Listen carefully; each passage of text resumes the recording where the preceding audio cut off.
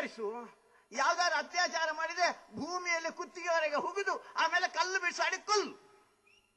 ಅಕಸ್ಮಾತ್ ಆ ಶರೀಯತ್ತನ್ನು ಇಲ್ಲಿ ತಂದ್ರೆ 100ಕ್ಕೆ 90 ಜನ ಮುಸಲ್ಮಾನರ ಕೈ ಇಲ್ಲ. ಅವರನ್ನು ಕುತ್ತಿಗೆವರೆಗೆ ಹುಗಿಲಿಕ್ಕೆ ಭೂಮಿಯೇ ಸಿಗ್ಲಿಕ್ಕಿಲ್ಲ. ಒಪ್ತೀರಾ ನೀವು? ಶರೀಯತ್ತನ್ನು ಒಪ್ತೀರಾ? ನಿಮಗೆ ಬೇಕಾದ್ದು ಮಾತ್ರ ಶರೀಯತ್ತ, ಉಳಿದದ್ದು ಶರೀಯತ್ ಅಲ್ವಾ? ನಮಗೆ ಕೇಳುವ ಹಕ್ಕಿದೆ, ನೆನಪಿಟ್ಕೊಳ್ಳಿ.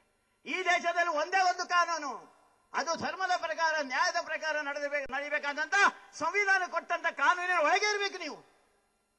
ನಾನು ಮುಸಲ್ಮಾನ, ನಾನು ಕ್ರಿಶ್ಚಿಯನ್, ಇದನ್ನು ಒಪ್ಪೋದಿಲ್ಲ ಅಂತಾದ್ರೆ ಅವ ಈ ದೇಶದಲ್ಲಿ ಇದಕ್ಕೆ ಸಾಧ್ಯನೇ ಇಲ್ಲ. ಸಂವಿಧಾನ ಒಪ್ಪೋದಿಲ್ಲ ಅದನ್ನು.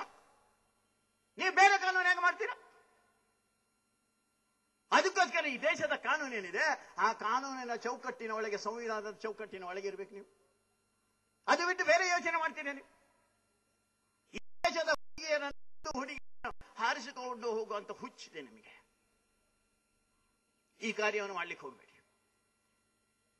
ಇದಕ್ಕೆ ವಿರೋಧವಾಗಿ ಹಿಂದೂ ಸಮಾಜ ಎದ್ದಾಡ್ತಾರೆ. ಉಪ್ಪಿನಂಗಡಿ ಅಂತ ಒಣ ಪ್ರದೇಶ ಮಾರಾಯ ಇದು. 2 ನದಿಗಳು ಆ ಕಡೆ ಹರಿತಿದ್ರು, ಹಿಂದೂ ಸಮಾಜ ಒಣಗಿ ಹೋಗಿದೆ. ಅಂತ ಹಿಂದೂ ಸಮಾಜ ಇವತ್ತು ಲವಲವಿಕೆಯಿಂದ ಎದ್ದು ನಿಂತಿದೆ.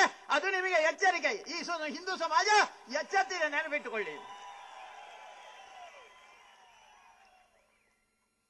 ಪೊಲೀಸರಿಗೆ ಭಾರಿ ಹೆದರಿಕೆ ಇತ್ತು. ಅವ್ರು ಹೇಳಿದ್ರು, ಒಲ್ಲ ಮಾರ್ಯಾರೆ ಅಂತ. ಎಷ್ಟು ಜನ ಗೊತ್ತಾ?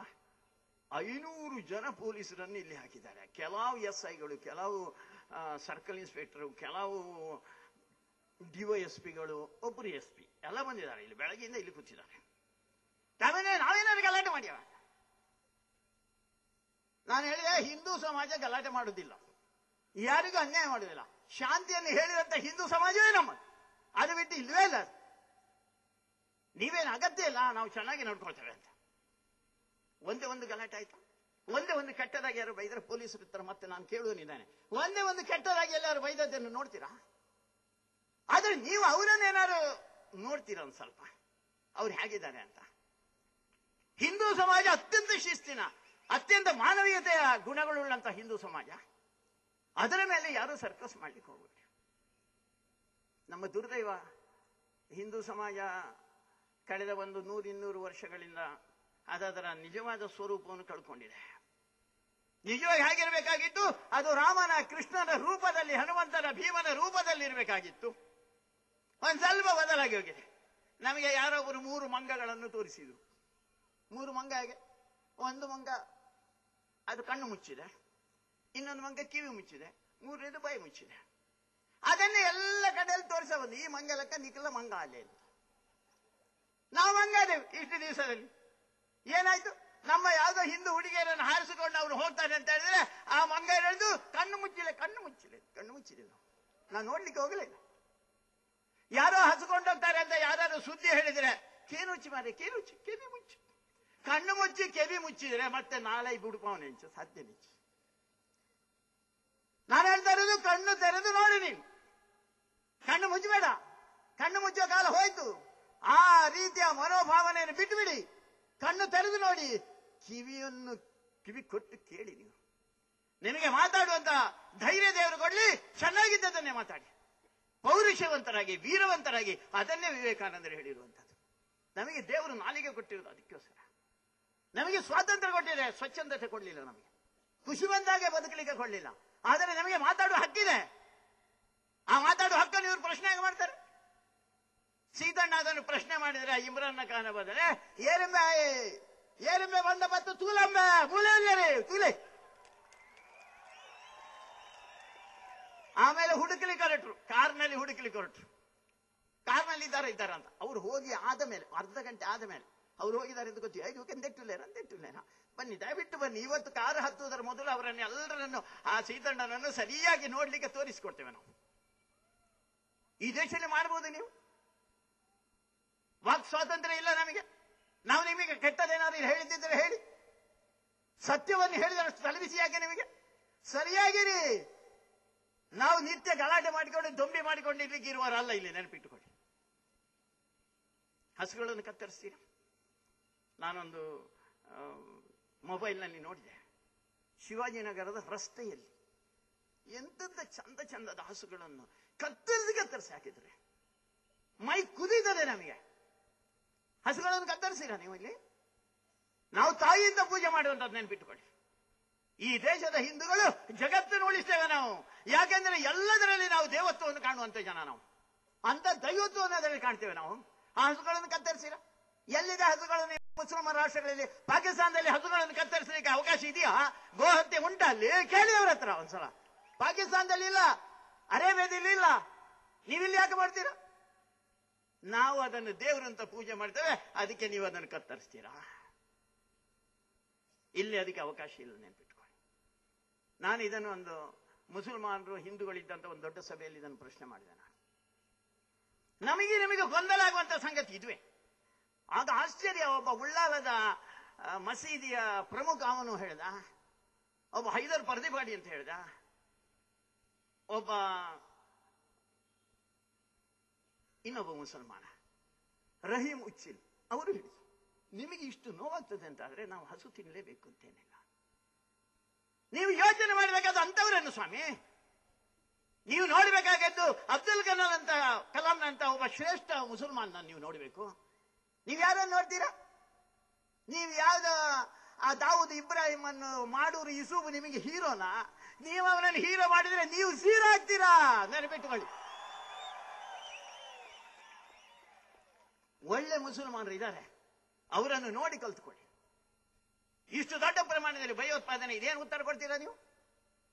ಅದು ಬ್ರಹ್ಮ ರಾಕ್ಷಸ, ಅವ ಸುಮ್ಮನೆ ಬಿಡುವುದಿಲ್ಲ, ನಿಮ್ಮ ತಲೆ ಮೇಲೂ ಕೈ ಇಡ್ಲಿಕ್ಕೆ ಬರ್ತಾನೆ. ಇವತ್ತು ನಾವು ಬೇರೆ ಬೇರೆ ದೇಶಗಳಲ್ಲಿ ನೋಡ್ತಾ ಇಲ್ವಾ? ಪಾಕಿಸ್ತಾನದಲ್ಲಿ ಬೇರೆ ಬೇರೆ ದೇಶಗಳಲ್ಲಿ ನೋಡ್ತಾ ಇಲ್ವಾ? ಅಲ್ಲಿ ಹಿಂದೂಗಳಿಗೆ ಮೇಲೆ ಬಾಂಬ್ ಹಾಕಿರೋದಲ್ಲ, ನಿಮ್ಮ ಬಂಧುಗಳ ಮೇಲೆ ಬಾಂಬ್ ಹಾಕಿರೋದು. ಆ ಭಯೋತ್ಪಾದನೆ ಒಪ್ಕೊಳ್ತೀರಾ ನೀವು? ಇವತ್ತಿನವರೆಗೆ ಯಾರಾದ್ರೂ ಒಬ್ಬ ಮುಸಲ್ಮಾನ್ ಎದ್ದು ನಿಂತು ಅಫ್ಜಲ್ ಗುರುವಿಗೆ ಅವನಿಗೆ ಗಲ್ಲಿ ಆಗ್ಲಿ ಅಂತ ಹೇಳಿದ್ದೀರಾ ನೀವು? ಆ ಕಸಬ್ ಒಂದು 250-300 ಜನರನ್ನು ಕೊಂದ ಅಂತವನಿಗೆ ಗಲ್ಲಿ ಆಗ್ಲಿ ಅಂತ ಹೇಳಿದ್ದೀರಾ ನೀವು? ಗಲ್ಲಾಗ್ಲಿ ಅಂತ ಹೇಳಿದ್ದೀರಾ ನೀವು? ಯಾಕೆ ನೀವು ಎದ್ದು? ಅದಕ್ಕೋಸ್ಕರ ನಮಗೆ ಮುಸಲ್ಮಾನರ ನೋಡಿದ ತಕ್ಷಣ ಇವನು ಕಸಬ, ಇವನು ಅಫ್ಜಲ್ ಗುರುವ ಅಂತ ಕಾಣ್ಲಿಕ್ಕೆ ಪ್ರಾರಂಭ ಆಗಿದೆ. ಇದರಿಂದ ಮೇಲೆ ಬರ್ತೀರಾ ನೀವು? ಮತಾಂತರ ಎಷ್ಟು ದೊಡ್ಡ ಪ್ರಮಾಣದಲ್ಲಿ ರೀ ಮತಾಂತರ. ಹಿಂದೂ ಸಮಾಜ ತಡ್ಕೊಳ್ಳಿಕ್ಕೆ ಸಾಧ್ಯ ಇಲ್ಲ, ಅಷ್ಟು ದೊಡ್ಡ ಪ್ರಮಾಣದಲ್ಲಿ ಮತಾಂತರ. ನಿಮಗೆ ಜೊತೆಯಾಗಿ ಕ್ರಿಶ್ಚಿಯನ್ರು, ಅವರು ಶಾಲೆ ಮಾಡ್ತಾರೆ, ಆಸ್ಪತ್ರೆ ಮಾಡ್ತಾರೆ, ಅವರು ಅನಾಥಾಶ್ರಮ ಮಾಡ್ತಾರೆ. ಯಾಕೆ ಅಂತ ಹೇಳಿದ್ರೆ ಬರೀ ಮತಾಂತರ ಮಾಡೋದಕ್ಕೋಸ್ಕರ ಮಾತ್ರ. ನಾವು ತಲೆ ಇಲ್ಲದ ಜನ ನಮ್ಮ ಮಕ್ಕಳನ್ನು ಅವರ ಶಾಲೆ ಕಳಿಸಿರು. ಆ ಶಾಲೆ ಎಡ್ಡೆ ಕ್ರಿಸ್ತನ್ ಶಾಲೆ ಎಡ್ಡೆ ಮರಳು ನಿಕ್ಲಿಗೆ ಮರಳು. ಕ್ರಿಶ್ಚಿಯನ್ ಶಾಲೆಗೆ ಹೋದ ಮೇಲೆ ಏನಾಗ್ತದೆ? ನಿಮ್ಮ ಮಗುವಿನ ತಿಲಕ ಇಲ್ಲ, ಕೈಯಲ್ಲಿ ಬಳೆ ಇಲ್ಲ, ಹೂ ಇಡ್ಲಿಕ್ಕೆ ತಲೆ ಕೂದಲಿಲ್ಲ, cut boy cut Bob cut ಇಲ್ಲ. ಬಟ್ಟೆ ಹೇಗೆ ಹೊಡಿಸ್ತಾರೆ? 13, 14, 15 ವರ್ಷದ ಹುಡುಗಿಯರಿಗೆ ಅವರ ಯೂನಿಫಾರ್ಮ್ ಏನು? ತೊಡೆಯ ಮೇಲೆ ಬರುವಲ್ಲಿ, ಮೊಣಕಾಲಿನ ಮೇಲೆ ಬರುವಲ್ಲಿವರೆಗಿನ ಸ್ಕರ್ಟ್. ನಮ್ಮ ಹುಡುಗಿಯರ ಹಾಗೆ ಕರ್ಕೊಂಡು ಹೋಗ್ತೀರಾ ನೀವು? ನಿಮ್ಮ ಶಾಲೆಗೆ ನಾವು ಕಳಿಸಿರೋದು ಯಾಕೆ? ನೀವು ಒಳ್ಳೆ ವಿದ್ಯೆ ಕೊಡ್ತೀರಾ ಅಂತ. ನೀವು ವಿದ್ಯೆ ಕೊಡ್ತೀರಾ, ಬುದ್ಧಿಯನ್ನು ಕಲಿಸ್ತೀರಾ ನೀವು? ನೀವಲ್ಲಿ ಪಾಠ ಮಾಡಿರೋದೇನು? ಓ ಪರಲೋಕದಲ್ಲಿ ಸಿಗೋದ್ರಿಲ್ಲ ನಿಮಗೆ, ಈ ಲೋಕದಲ್ಲೇ ಇದ್ದಾನೆ, ನಿಮಗೆ ಆ ಲೋಕ ಯಾಕೆ ತಂದೆ? ನಮಿಗೂ ಹುಚ್ಚು. ಅಲ್ಲೊಬ್ಬ ಪಾತ್ರಿ ಇದ್ದಾನೆ, ತುಂಬಾ ಪಾತ್ರಿಗಳಿದ್ದಾನೆ. ಶಾಲೆಗೆ ಹೋದ ಹುಡುಗ ಒಂದು ದಿವಸ ಪಾತ್ರಿ ಹೇಳ್ತಾನೆ, ನಾನು ನಿನ್ನ ಮನೆಗೆ ಬರ್ತೇನೆ ಅಂತ. ಆಯ್ಸೋದ ಮನೆ ಬಂದಾದ ಮೇಲೆ ಮನೆಯಲ್ಲಿ ತಂದೆಯಲ್ಲ ಕೆಲಸಕ್ಕೆ ಹೋಗಿದ್ದಾನೆ. ಆ ಹೊತ್ತಿನಲ್ಲಿ ಈ ಪಾತ್ರಿ ಬರುವುದು. ಬಂದಾದ ಮೇಲೆ ಅಮ್ಮ ಕೇಳ್ತಾರೆ, ಯಾರ ಮಗ ಇದು? ಯಾರ ಮಗ? ಅಮ್ಮ ಅಮ್ಮ ಇದು ನನ್ನ ಫಾದರ್. ನಮಗೆ ಒಬ್ಬನೇ ತಂದೆ, ತಾಯಿಯಂದ್ರು ಬೇಕಾದಷ್ಟು ಜನ ಇದ್ದಾರೆ. ನಮಗೆ ತಂದೆ ಮಾತ್ರ ಒಬ್ಬನೇ. ನಮ್ಮನ್ನು ಬದಲಿಸುವಂತ, ನಮ್ಮ ಮಾನಸಿಕತೆಯನ್ನು ಕುಗ್ಗಿಸುವಂತ ಕೆಲಸ ಮಾಡ್ತಾರೆ. ದಯವಿಟ್ಟು ಫಾದರ್ ಅಂತ ಯಾರಿಗೆ ಹೇಳಬೇಡಿ. ನಿಮ್ಮ ಅಪ್ಪ ಆದರೆ ಮಾತ್ರ ಫಾದರ್ ಅಂತ, ಬೇರೆ ಯಾರಿಗೂ ಹೇಳಲಿಕ್ಕೆ ಹೋಗಬೇಡಿ. ಮನಮೋಹನ್ ಸಿಂಗ್ ಅಧ್ಯಕ್ಷರನ್ನು ಬದಿಗೆ ಪುಷ್ ಮಾಡಿದ. ಈ ಪಾಪ ಈ ಜನಕ್ಕೆ ಗೊತ್ತಿಲ್ಲ ಏನು ಮಾಡಬೇಕಂತ ಗೊತ್ತಿಲ್ಲ. ಇವನು ನಡಗಿದ. ಹೌದೌದು, ನಮ್ಮ ಕ್ರಿಶ್ಚಿಯನ್ರ ಮೇಲೆ ನೀವೇನು ಮಾಡ್ತೀರೋ ಚರ್ಚಿನ ಮೇಲೆ ದಾಳಿ. ಯಾರು ಹೇಳಿದ್ದು ಚರ್ಚಿನ ಮೇಲೆ ದಾಳಿಯೇ ನಡೀಲಿ? ನೆನ್ಪಿಟ್ಕೊಳ್ಳಿ.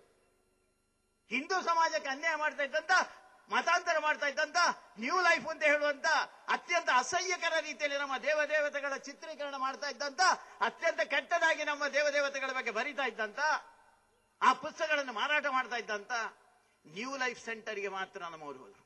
ಮಾಡಬೇಡಿ ಹೀಗೆ. ದಾರಿಯಲ್ಲಿ ಬರುವಾಗ ಒಂದು ಇಷ್ಟೆತ್ತರದ, ಒಂದು 3-4 ಅಡಿ ಎತ್ತರದ ಒಂದು ಯೇಸುವಿನ ಮೂರ್ತಿ, ಅದಕ್ಕೆ ಒಂದು ಕನ್ನಡಿ ಹಾಕಿತ್ತು. ಒಬ್ಬ ಸಣ್ಣ ಹುಡುಗ, ಪಾಪ ಅವನಿಗೇನು ಗೊತ್ತು, ಅವನೊಂದು ಕಲ್ಲು ತಗೊಂಡು ಟೈ ಅಂತ, ಆ ಕಲ್ಲು ಕನ್ನಡಿಯನ್ನು ಒಡೆದು ಅದರ ಒಳಗಿದ್ದಂತ ಯೇಸುವಿನ ಬಲ ಕೈಗೆ ತಾಟಿದ ಕೂಡಲೇ ಇದು ಪಟಕ್ ಅದು ಬಿತ್ತು.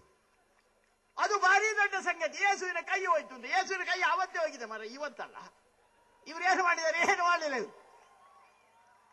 ಅದಕ್ಕೋಸ್ಕರ ಇಷ್ಟು ಗಲಾಟೆ, ಇಷ್ಟು ದಂಬಿ.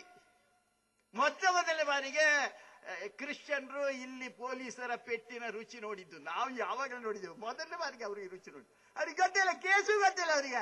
ಅದಕ್ಕೋಸ್ಕರ ಸರ್ಕಾರದ ತಮ್ಮಾಯಕರು ಕೇಸ್ ತಪ್ಪಲೆ.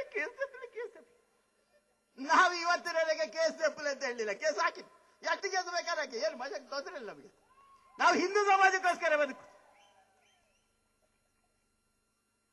ಇಲ್ಲಿ ಆಸ್ಪತ್ರೆಗಳಿದೆ, ಯಾಕೆ ಆಸ್ಪತ್ರೆಗೆ ಹೋಗ್ತೀರಾ? ನಾನೊಂದು ಜ್ವಲಂತ ಉದಾಹರಣೆ 100 ಬಾರಿ ಹೇಳಿದ್ದೇನೆ, ಮತ್ತೆ ನೆನಪು ಮಾಡ್ತೇನೆ. ನಾನು ಮೇರೆ ಮೇಜಲ್, ಬಂಟ್ವಾಳ ತಾಲೂಕಿನ ಮೇರೆ ಮೇಜಲಿಗೆ ಒಂದು ಮನೆಗೆ ಹೋದಾಗ ಅಲ್ಲಿ ಒಬ್ಬಳು ಹುಡುಗಿ, 2.5 ವರ್ಷದ ಹುಡುಗಿ